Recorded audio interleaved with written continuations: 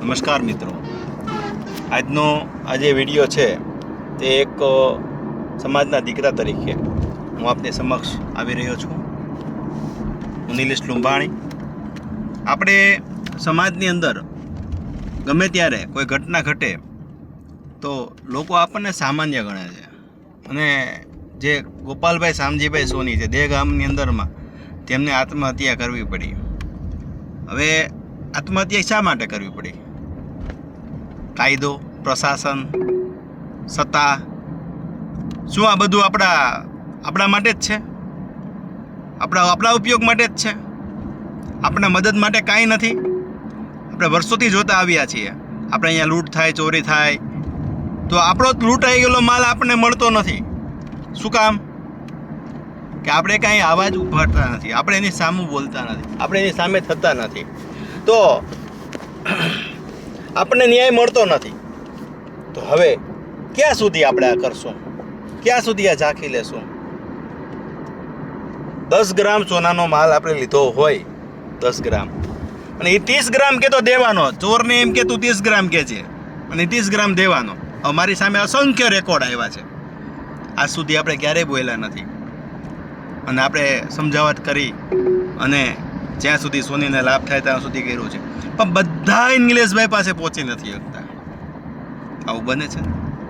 આજે આ જ વસ્તુ દેહગામની બની છે. દેહગામની અંદરમાં અમારી કમિટી પણ છે, પણ આ વ્યક્તિને એવો વિશ્વાસ નથી જાગતો કે મને કોઈ રક્ષણ આપી શકશે. કેમ? કેમ કે એને ખબર છે કે તંત્ર, ખાતું, સુરક્ષા બધું જ કાંઈ આપતું નથી. એટલે આ જે ગોપાલભાઈ શામજીભાઈ સોની ને જે મરવું પડ્યું છે, આજ પછી આવું કોઈ બીજા દીકરાને મરવું ના પડે એના માટે થઈને ગામથી કલેક્ટર દ્વારા આપણે આવેદન આપીશું, ઝુંબેશ ઉપાડીશું, અને જ્યાં સુધી અંત સુધી લડીશું. કોઈ પણ સામે આવે ત્યાં સુધી આપણે કોઈ પોતાથી બીવાની જરૂર નથી. આપણો સમાજ ડરીને બીને જ રહે છે.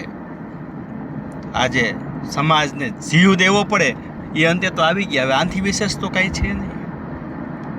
તો અંત હી આરંભ હે, એમ ગોપાલભાઈ શામજીભાઈનો અંત થયો છે, ત્યાંથી આપણે આરંભ કરીશું. હવે છોડીશું નહીં, અને બીજી વાર આવી ઘટના ન ઘટે.